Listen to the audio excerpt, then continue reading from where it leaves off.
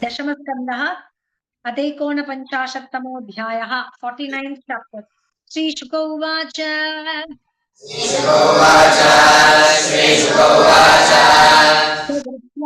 स्थिरपुरं पौरवेन्द्रयशोऽङ्कितम्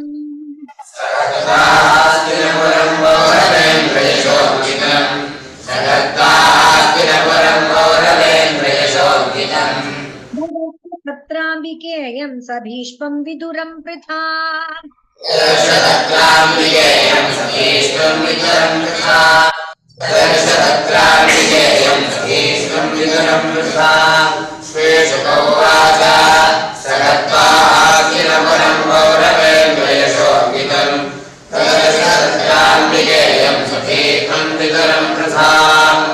पुत्रं च बालीकं भारद्वाजं स गौतमम्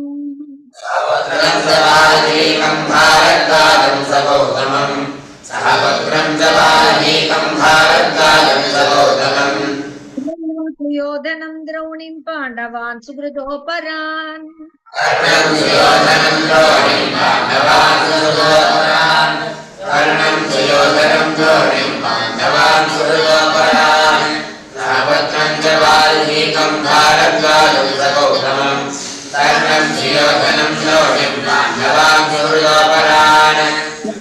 उपसंगम्य बन्धुभिर्गान्धिनी सुतः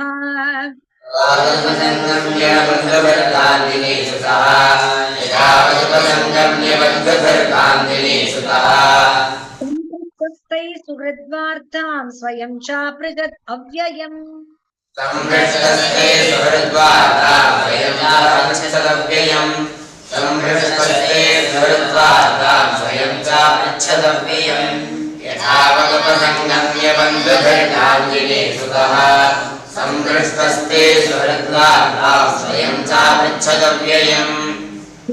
कतिचिन्मासान् राज्ञो वृत्तिविवित्सया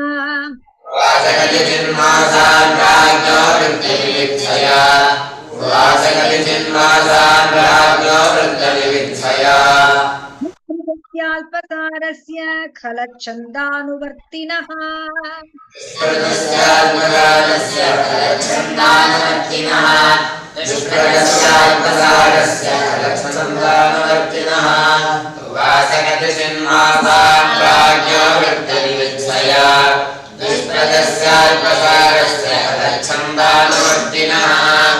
तेजो बलं वीर्यं प्रश्रयादीश्च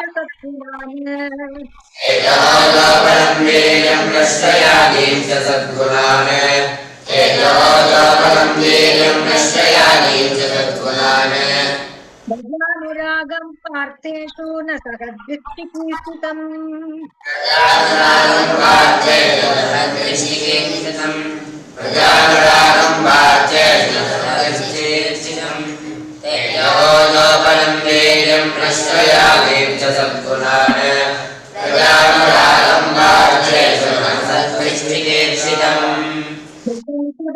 राष्ट्रैर्यत् गरदानाद्यपेशलम्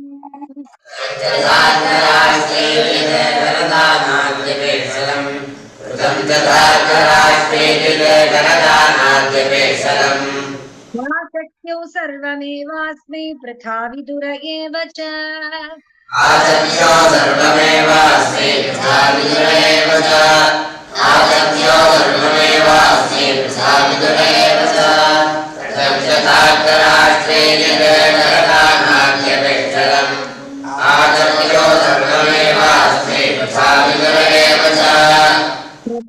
भ्रातरं प्राप्तम् अक्रूरम् उपसत्यतम्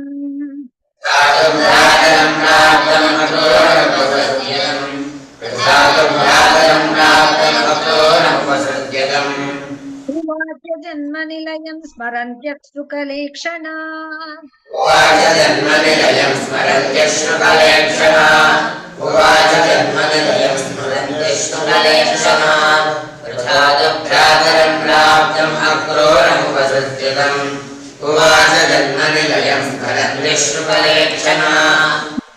स्मरन्ति नः सौम्य पितरो भ्रातरष्टमे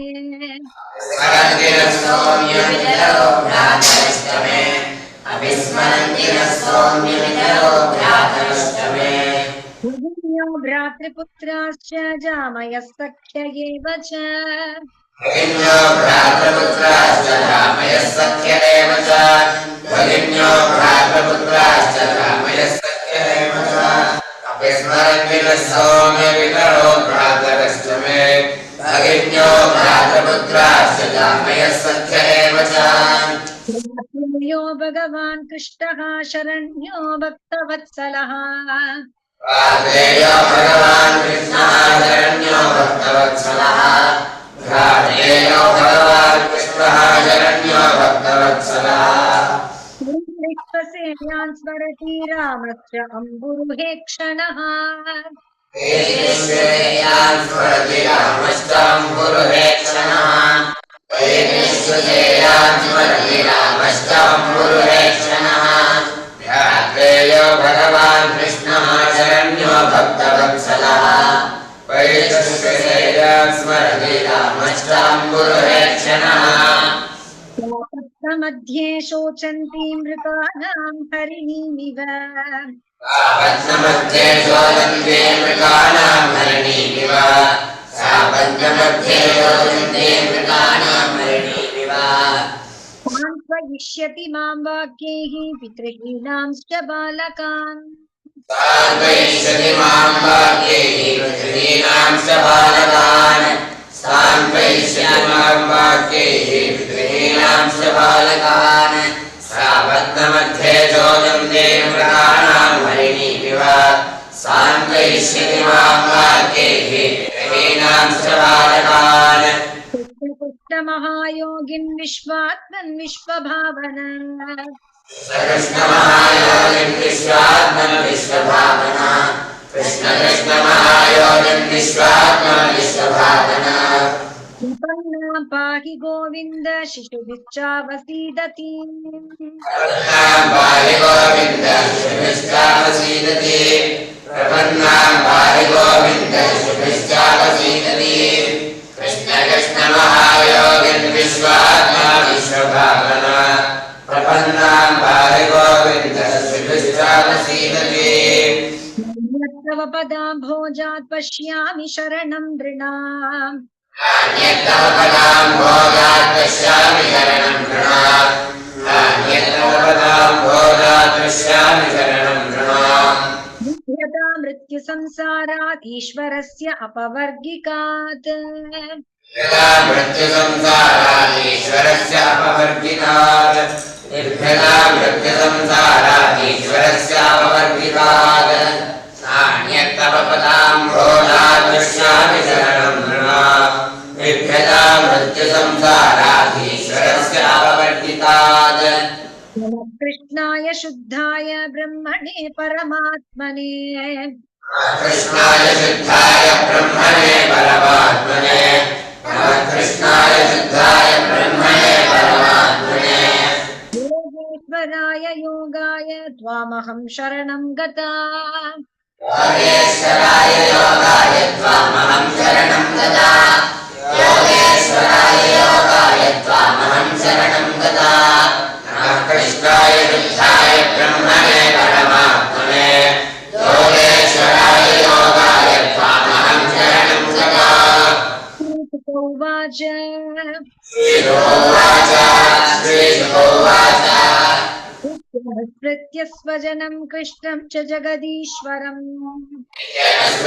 स्वजनं कृष्णं च जगदीश्वरम् स्वजनं कृष्णं च जगदीश्वरम् प्रारुदस्तुकिता राजन् भवतां प्रपितामही प्रारुदद्दुःखिताराजन् भवतां प्रपितामही प्रारुदद्दुःखिताराजन् भवतां प्रपितामही श्रीशुकोवाच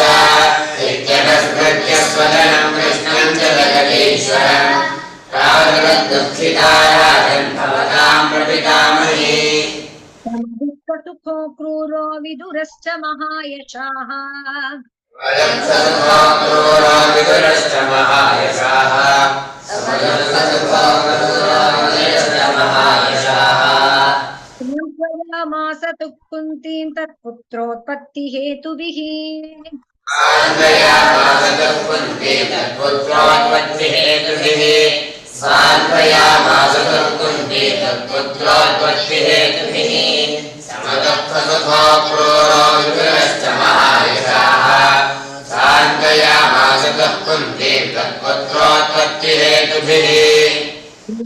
राजानमभ्येत्य विषमं पुत्रलालसम् यास्यं राजानमभ्येत्य विषमं पुत्रलालसम् यास्यं राजानमभ्येत्य विषमं पुत्रलालसम् भवदत्सुहृदा मध्ये बन्धुभिः सौहृदोदितम् अवदत्सुहृदां मध्ये बन्धुभिः सौहृदोदितम् अवदत्सुहृदां मध्ये बन्धुभिः सौहृदोदितम् यास्यं राजानमभ्येत्य विषमं पुत्रलालसम् अवदत्सुहृदां मध्ये बन्धुभिः सौहृदोदितम् क्रूर उवाच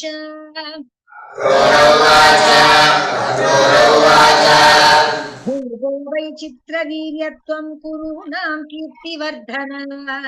भ्रातर्युपरते पाण्डौ अधुना सनमास्थितः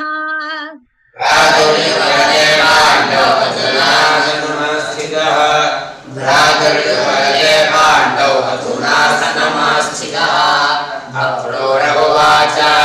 भो भो वैचित्रवीर्यं त्वं कुरूणां कीर्तिवर्धन भ्रातर्युपरते पाण्डौ अधुना सनमास्थितः धर्मेण पालयन्मुर्वीं प्रजाशीलेन रञ्जयन् धर्मेण पालयन्मुर्वीं प्रजाशीलेन रञ्जयन् धर्मेण पालयन्मुर्वीं प्रजाशीलेन रञ्जयन्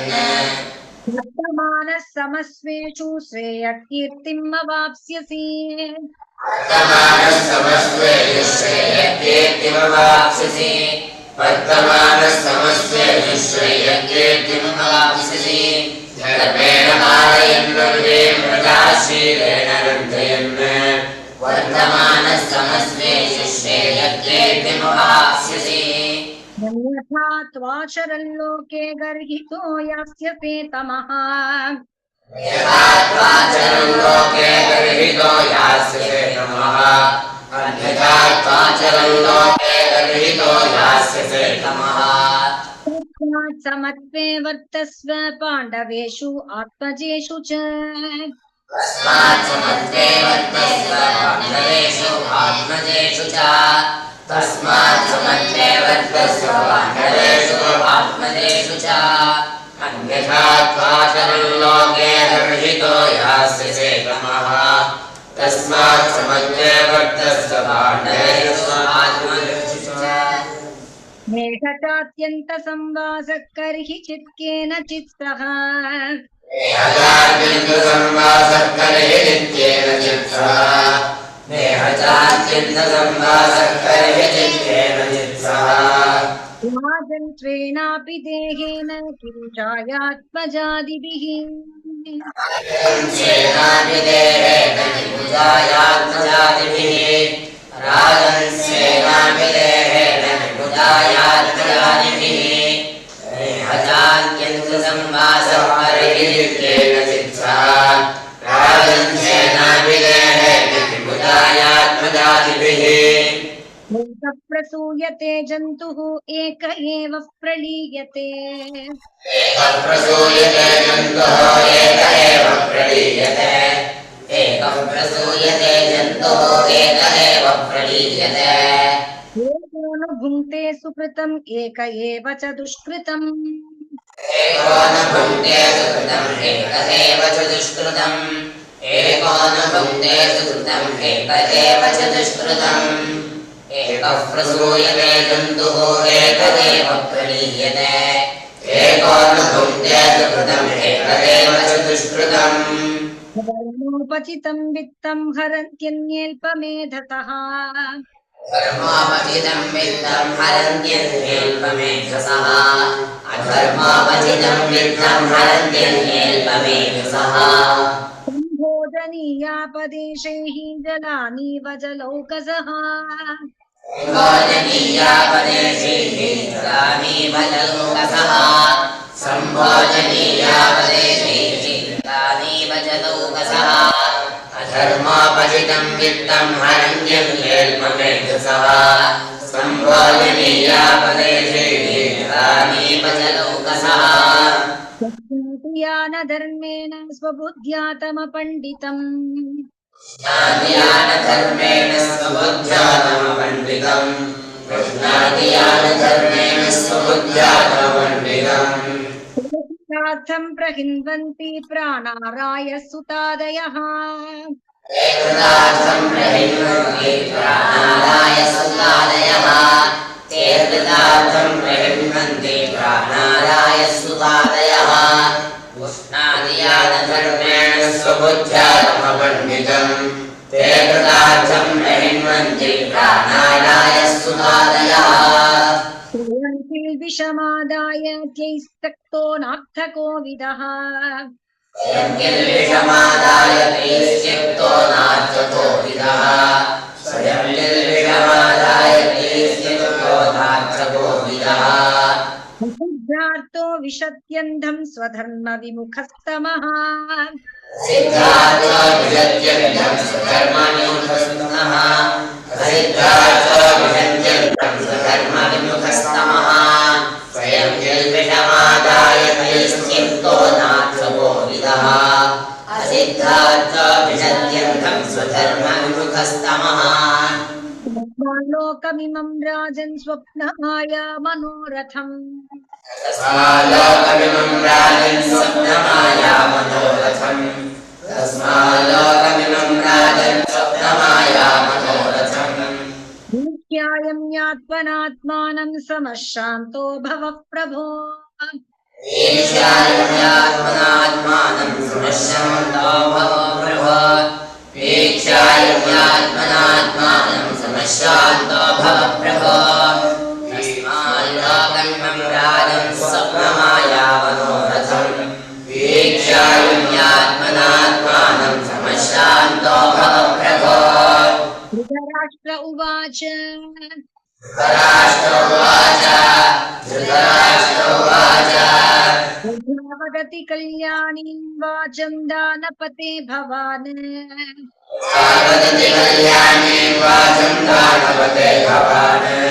यथा वदति कल्याणीं वाचं दानपते भवान्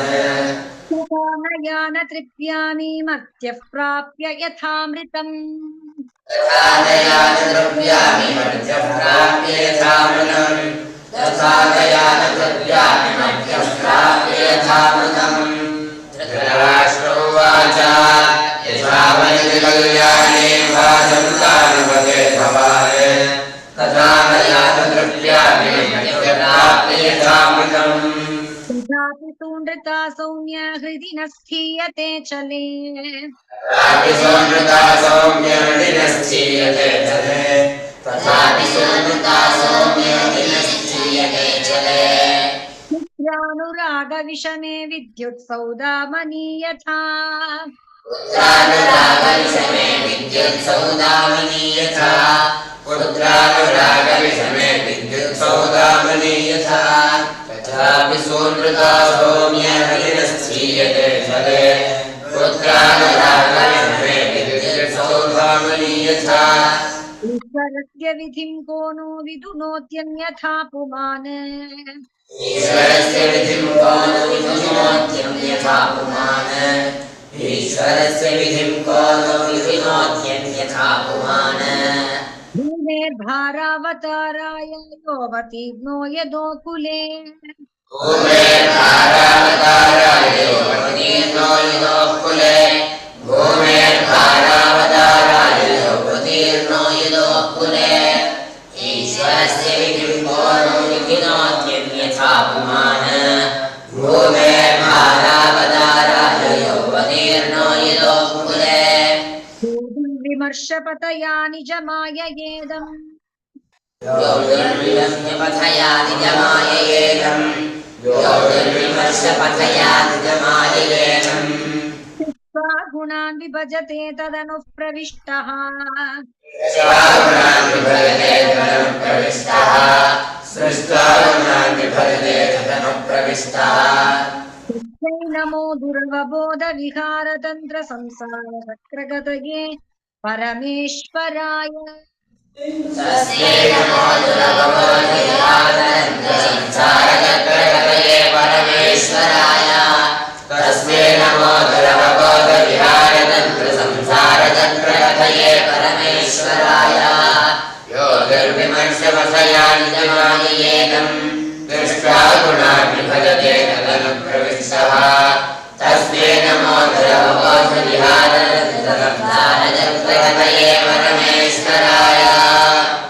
उवाच श्रीशुकोवाच श्रीशुकोवाच इत्यभिप्रेत्य नृपतेः अभिप्रायं स माधव यादवः यभिप्रेत्य नृपतेः अभिप्रायं स यादवः इत्यभिप्रेत्य नृपतेः अभिप्रायं स यादवः सुहृदिः समनुज्ञातः पुनर्यदुपुरीमगात् शरद्भिः समनुज्ञातः पुनर्यदुपुरीमगात् शरद्भिः समनुज्ञातः पुनर्यदुपुरीमगात् श्रीशुकोवाच इत्यभिप्रेत्य नृपतेः अभिप्रायं स यादवः शरद्भिः समनुज्ञातः पुनर्यदुपुरीमगात् वसन्त रामकृष्णाभ्यां धृतराष्ट्रविचेष्टितम् रामकृष्णाभ्यां धृतराष्ट्रविचेष्टितम् रामकृष्णाभ्यां धृतराष्ट्रविचेष्टितम् पाण्डवान् प्रति कौरव्यायदर्थं प्रेषितः स्वयम् पाण्डवान् प्रति कौरव्यायदर्थं प्रेषितः स्वयम् पाण्डवान् प्रति कौरव्यायदर्थं प्रेषितः स्वयम् रामकृष्णाभ्यां धृतराष्ट्रविचेष्टितम् पाण्डवान् प्रति कौरव्यायदर्थं प्रेषितः स्वयम् श्रीमद्भागवते महापुराणे श्रीमद्भागवते महापुराणे इति श्रीमद्भागवते महापुराणे संयातिथ्याम् अष्टादशसाहस्यां पारमहंस्यां संहितायाम् वैयासिक्यामष्टादशसाहस्र्यां पारमहंस्यां संहितायां वैयासिक्यामष्टादशसाहस्र्यां पारमहंस्यां संहितायां दशमस्कन्धे पूर्वार्धे एकोनपञ्चाशत्तमोऽध्यायः स्कन्धे पूर्वार्धे एकोनपञ्चाशत्तमोऽध्यायः दशमस्कन्धे पूर्वार्धे एकोनपञ्चाशत्तमोऽध्यायः इति श्रीमद्भागवते महापुराणे वैयासिक्यामष्टादशसाहस्र्यां पारमहंस्यां संहितायां दशमस्कन्धे पूर्वार्धे एकोनपञ्चाशत्तमोऽध्यायः समाप्तमिदं दशमस्कन्धस्य पूर्वार्धम् समाप्तमिदं दशमस्कन्धस्य पूर्वार्धम् समाप्तमिदं दशमस्कन्धस्य पूर्वार्धम् श्रीहरये श्रीहरये नमः। नमः श्रीहरये नमः गोपिका